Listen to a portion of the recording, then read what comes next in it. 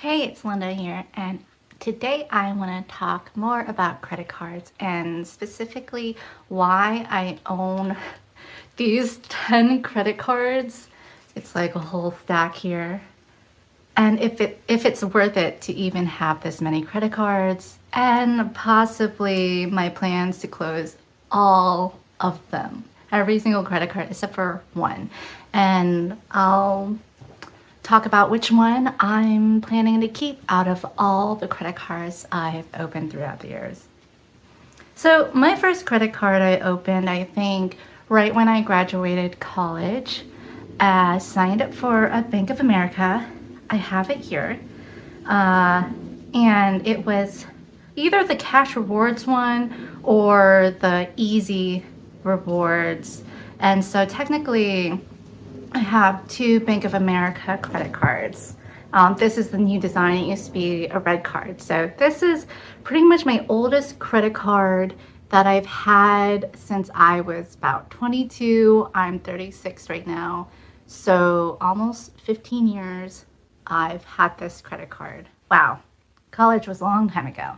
Anyways, that was how I got into the credit card game. And then after I got my first job, I was traveling for that job and they let us use our own credit card to book travel. And that's when I got into travel rewards. And the very first travel credit card I opened was actually an Orbitz hotel credit card. So, Orbitz, I don't think they exist anymore. They were either bought by one of the Pricelines or one of the booking sites, but it's like Priceline, Kayak, Booking.com, Hotel.com. They're the competitors. So they had a credit card, and I believe the sign up bonus gave me $200 if I spend a certain amount. And the $200 is a credit that you could only use on their website. So that was my first foray into travel credit cards. I think I found it online somehow. I just kind of came across it and I signed up for it. I was able to spend some money on it and get the $200 credit and use that to book another hotel for pleasure later on. So that was my first foray into travel credit cards. And then lo and behold, I came across so many blogs and articles, starting with Million Mile Point Secret or millionmilesecrets.com. I don't know if they're still posting. And of course, the Points Guy, Doctor of Credit, all those sites opened me up to the world of credit card churning, travel rewards, award cards, award travel, and of course, the subreddits on reddit.com like R churning, R award travel. I was getting so into that. And I wanted to sign up for more rewards. And also, outside of just the travel space, credit cards were offering sign up bonuses left and right, $200 here, $100 here. And so I got into opening a bunch for the rewards and then started booking travel with them as well. Now, I've always been pretty good and organized with money, so I never carried a balance. I always paid it off on time. I remember when I was using credit cards for the first time, I, of course, had a very small limit with my first credit card. I think it was like 500 or maybe even $300. And I think I went to Ross that day to go shopping. And it was over the limit. So my card got declined at the register. And that was my first experience getting declined at the register. But I always thought, at least that's so much better than an overdraft fee that you get when you use your debit card. And I'd rather take that over an overdraft fee. So I quickly found the benefits of using a credit card versus a debit card.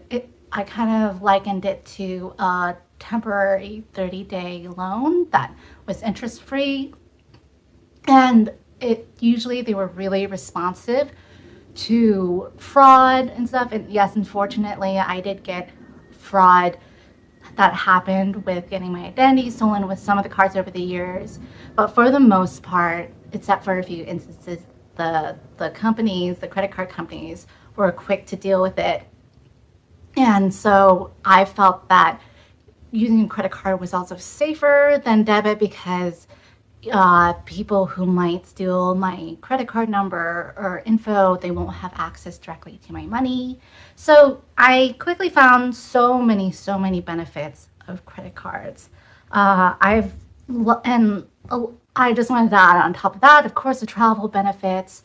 I think I got into the habit of every 2 years I would go into this credit card sign up opening phase where I would open a bunch of credit cards to go on a specific vacation. This year we did Spain and Portugal. 2 years ago was Japan.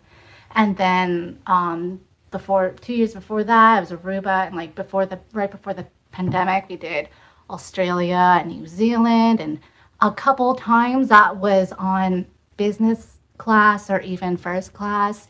And so we definitely were able to travel to a lot of places for a discount using credit cards and credit card rewards. Now, I sit here today and I'm starting to rethink how I've been using credit cards the past 15 years ago. And I think as of now, I have these credit cards open and have had them open for a couple years, at least the no fee ones. And I realize I want to maybe slow down on opening credit cards and also close pretty much all of my credit cards except one. Uh, but before we get into that, slowing down and closing, I want to talk about why I still have a whole stack of credit cards still open.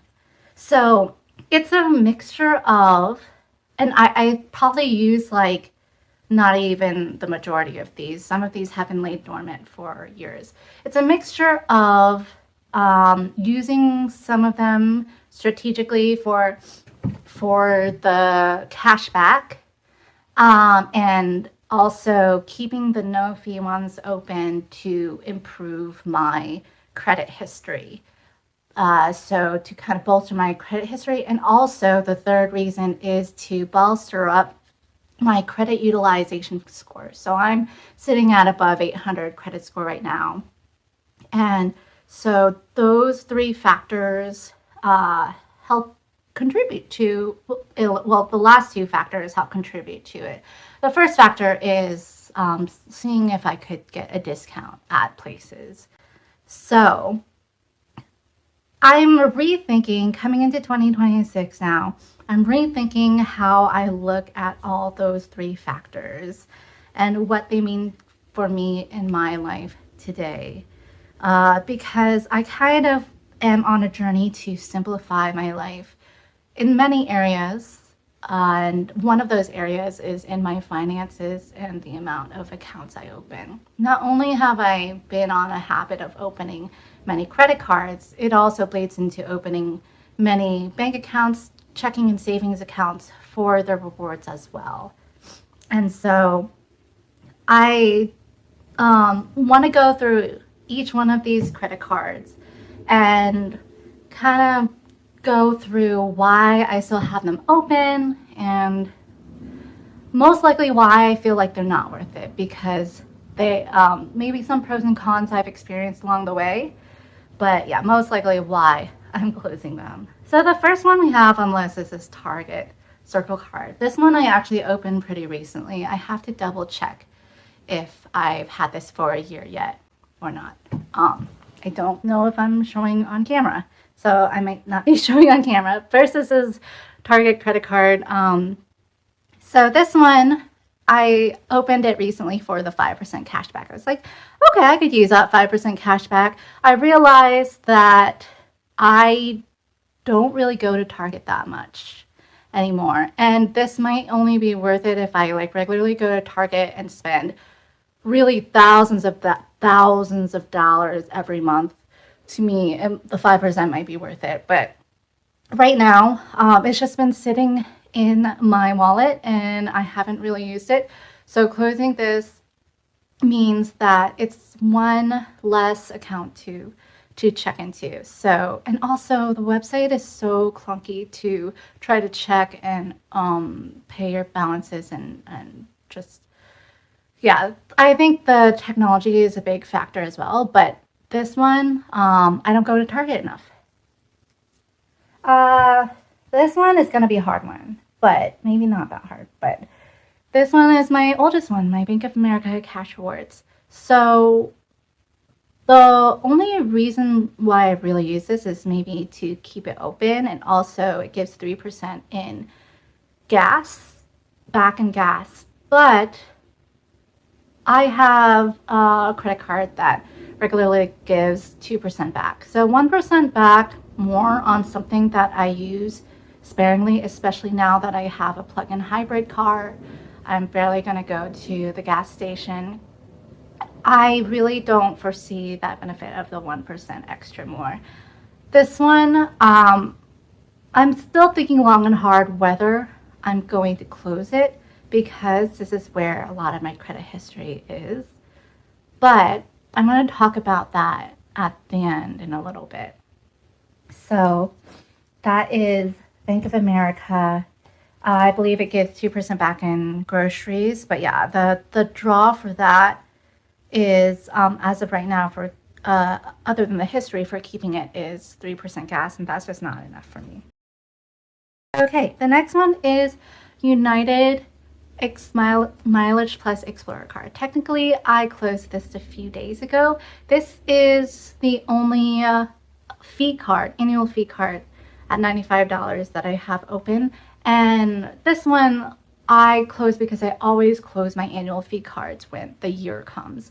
So we got this to travel to Spain and Portugal. We were able to utilize it on United. So we got those benefits. And yeah, we don't use this card ever anymore. The benefits really aren't there for us.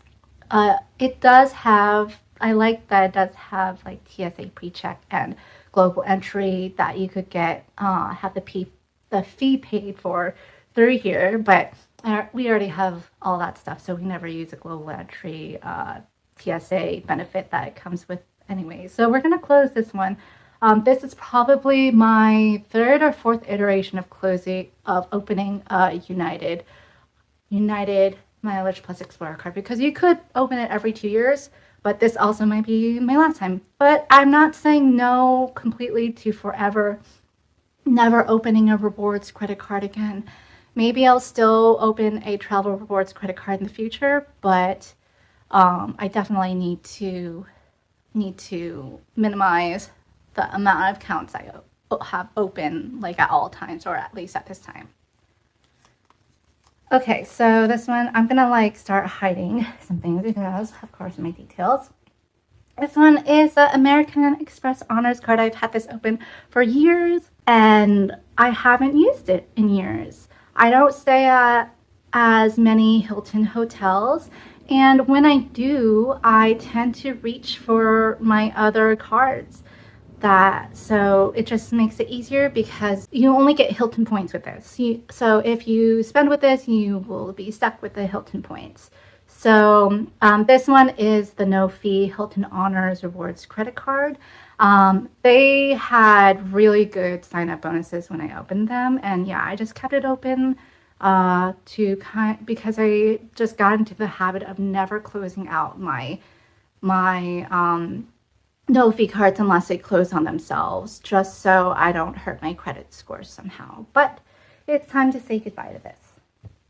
Another American Express card is this American Express Everyday card. It's like kind of cool and holographic and clear and stuff, but yeah, I haven't used this in years.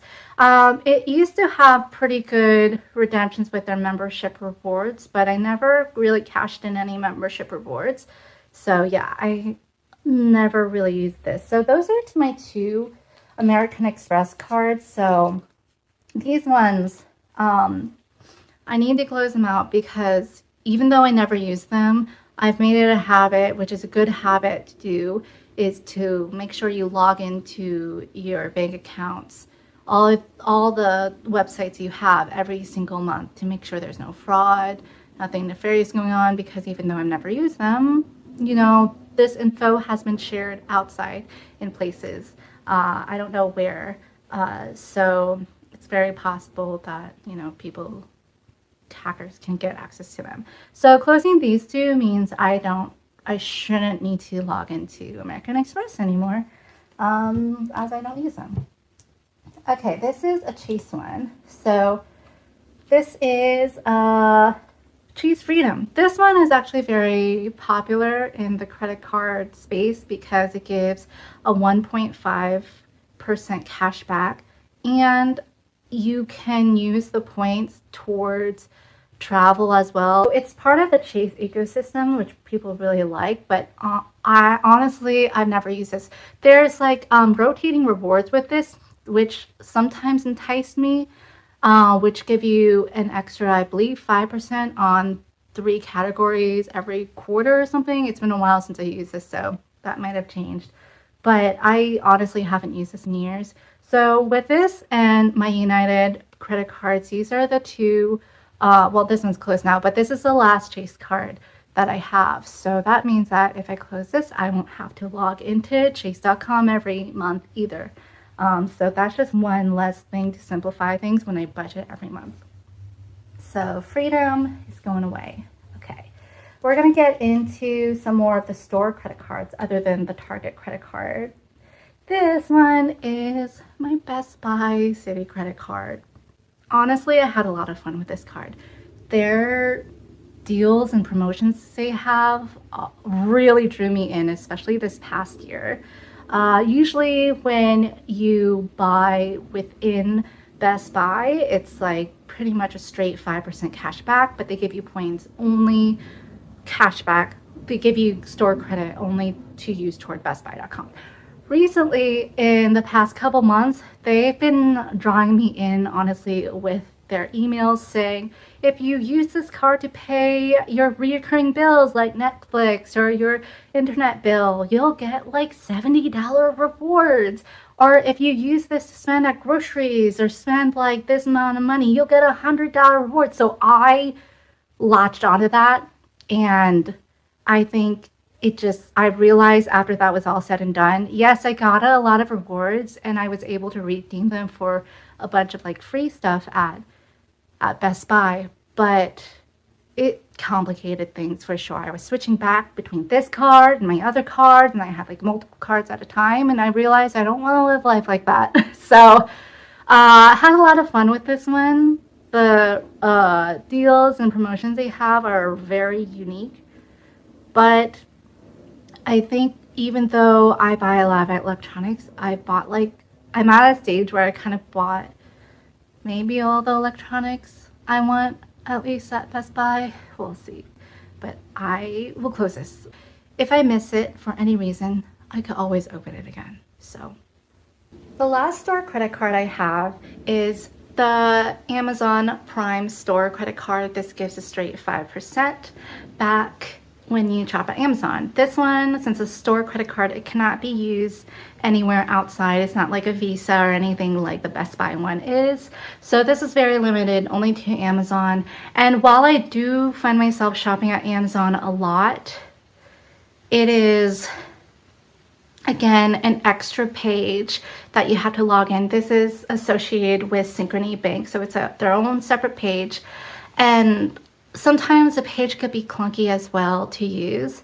So I'm thinking as of now, it is not worth it for me to keep this just for a 5% cash back.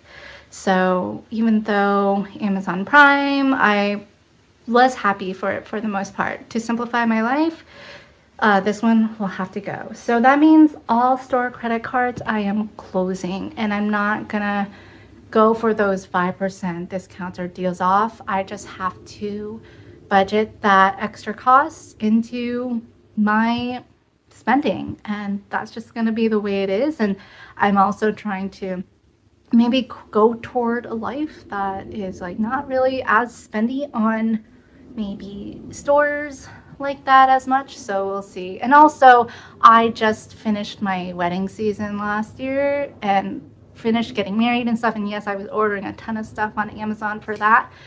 But yeah, I don't know. I think I need to close it.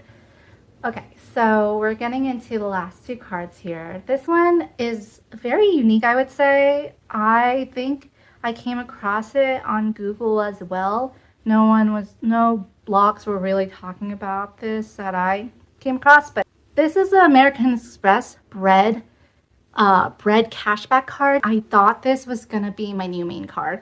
But I opened this recently. I also have to double check if I've owned this for a year.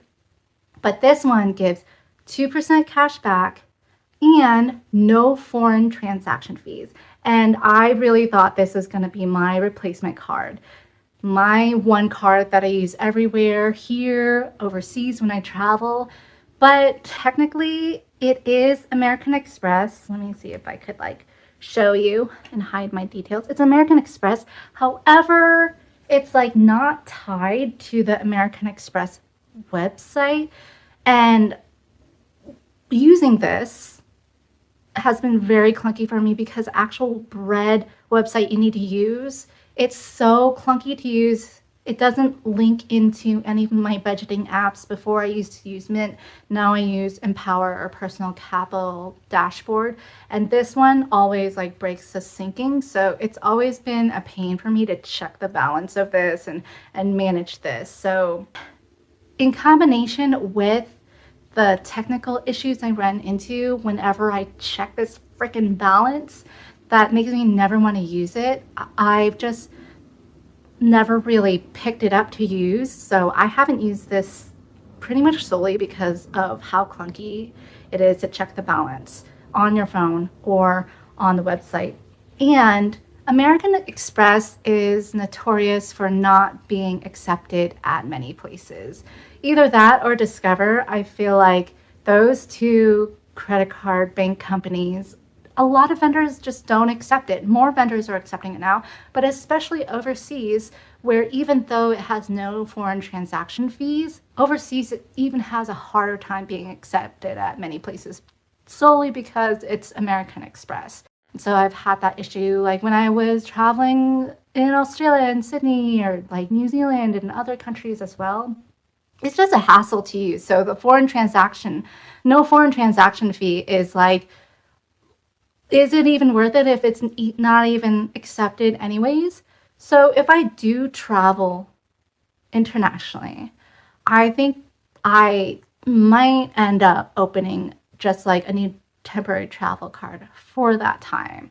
So we'll see. Or bring cash. So that is an unfortunate thing because I really thought it would be my new credit card, 2%. That's like the highest in the industry. And I thought it would really replace my next card, which I think is going to be the card that I keep. My next and last card, and you guys might have already guessed this, is the Citi Double Cash. Citi Double Cash card. This one is one of my oldest cards I've had. So great thing about it is even if I close all the other cards, I'll still have pretty significant credit history with this. This is my tried and true. My default, I go to every time when I'm not chasing points or rewards temporarily with like mostly travel stuff.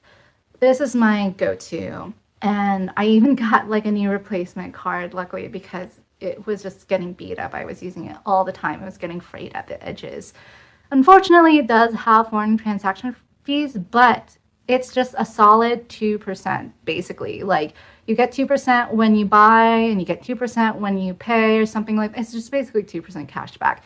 It's so easy to redeem. I always redeem it as a statement credit every few months or so. So easy to use. The website, easy to log in, easy user interface, always links to my budgeting accounts, whether it was through Mint and now through Personal Capital / Empower. It has never failed me. So Citi Double Cash, this is my tried and true one that I will be using. I plan to use for everything except foreign in foreign countries, of course. Except I have used it in foreign countries, and you get the fee, but it's not the biggest. It's not the biggest deal. But it works. You know, it's accepted everywhere. It's a Mastercard, and yeah. So and it links to my phone as well. So I'm using it through NFC, and you could use the NFC here too, just like touching the card to places.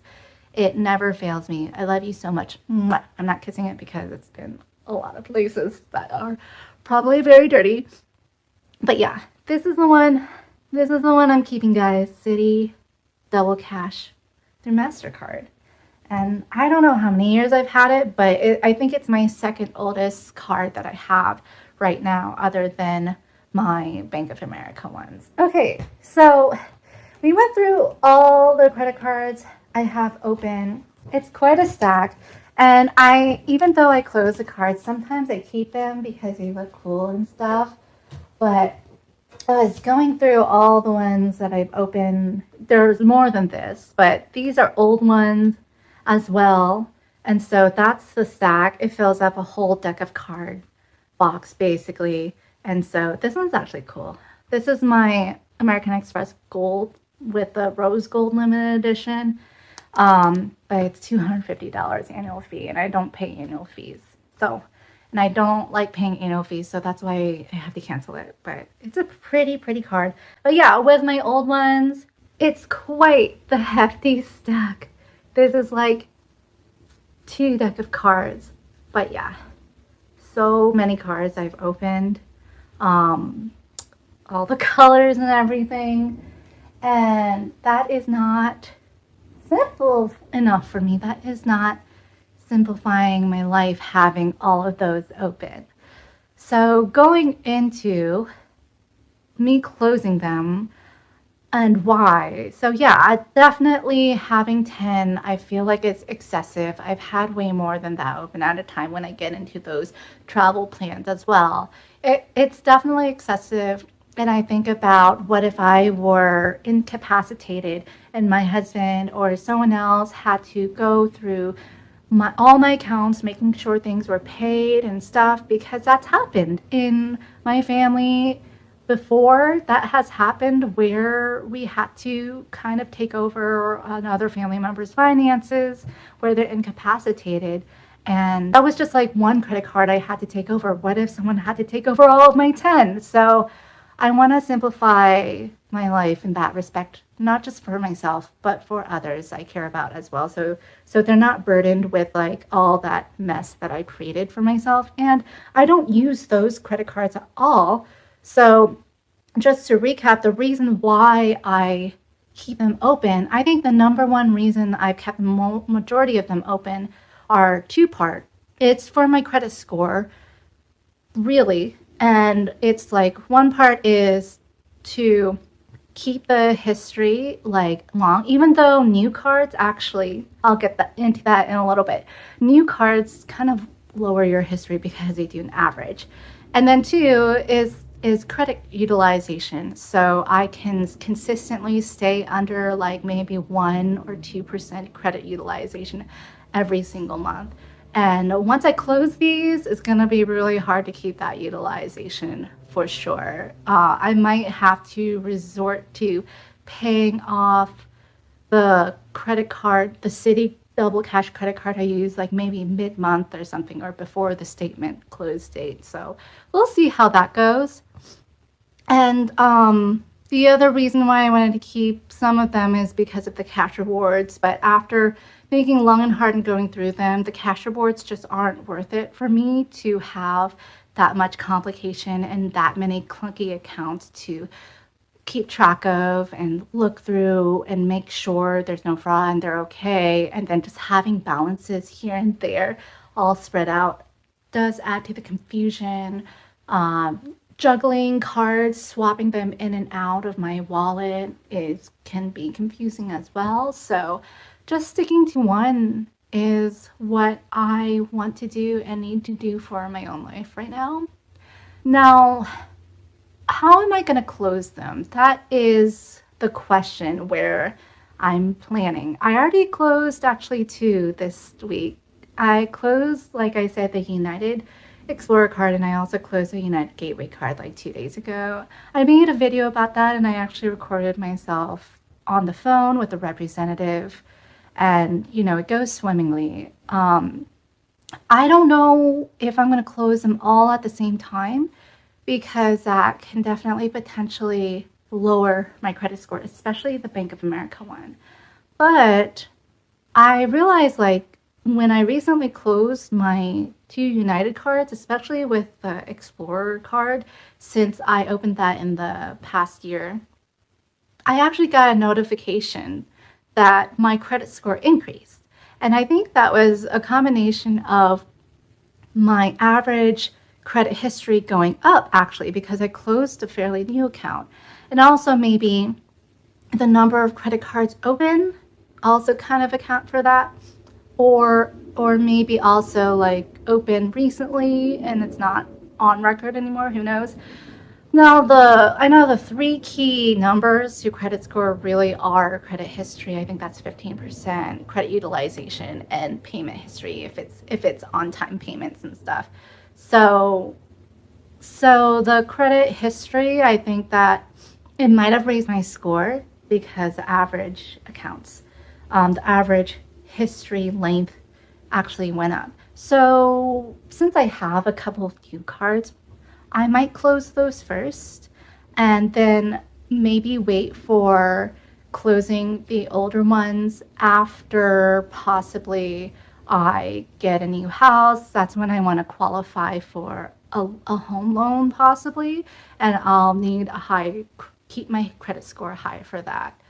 Now, if my credit score were to drop for any reason, that is not the biggest deal at the same time too, especially if I have a new house and we qualify for a new house with a new mortgage, because that means I won't be planning to move or qualify for anything within, at least a few years. And I have witnessed that my own credit score when I started was 630-ish when I was 22. And maybe 2 or not even 3 years later, it jumped up to the 760s when I qualified for my first home when I was 25. And so with that, I realized that, like, even if your credit score drops like really, really low, it could jump back up in a few years. And if it drops low from credit utilization, if that's one of the reasons, I've witnessed that it can jump up within the next month if you keep the utilization back down. So credit score can be very finicky, but knowing that I already have an 800 credit score, if it drops below 800, I am confident that it could get back up there within a few years. And I also was thinking, is there ever a chance, maybe sometime soon, where I don't ever need credit score or need to worry about a credit score ever again? And I'm hoping to get to that place soon. Now, like I said, we are looking for a new home and we'll see how that goes. We don't know if it will be our forever home though. So it's very possible that even after we get this new home, we'll need a credit score for later on in our life. And so that's a possibility, but there's a potential where I really don't need to worry about my credit score anymore for the rest of my life. That would be amazing.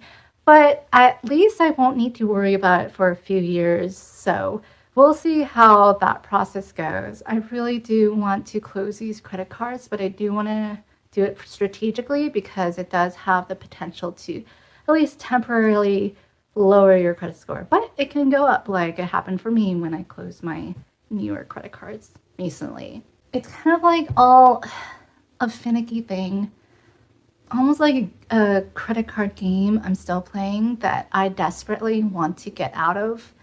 And I'm trying to do it carefully and making sure that none of the credit cards are newer than 1 year. And I paid off all balances and everything needed beforehand. So yeah, we'll see.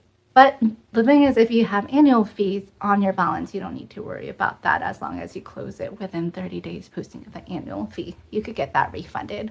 I was able to do that for the United Explorer card. But yeah, anyways, that's my plans for the credit cards. Why I have like a ton open. And these are the ones that I had open before with like 10 of them. Still currently actively open, which I really don't need all that. And so that's why I had those open. And is it worth it to have all it open? I don't think so. At least for my personal life, this all like, for my own preference right now. It's definitely shifted versus like when I was first getting so excited about credit card points and free travel before. It's definitely shifted. So we'll see how I approach travel and credit cards in the future because I don't know if I'm like saying no to them completely anymore, but we'll see. Maybe I could actually try to do a more hefty budget for that in the future because I still do want to travel internationally for sure. Okay, well, yeah, that's what I want to talk about, but I'm probably going to be having more videos about credit and just my credit card journey and how I'm like kind of a reformed former credit card churner, travel rewards points person. But okay. Anyways, thanks for watching. Bye.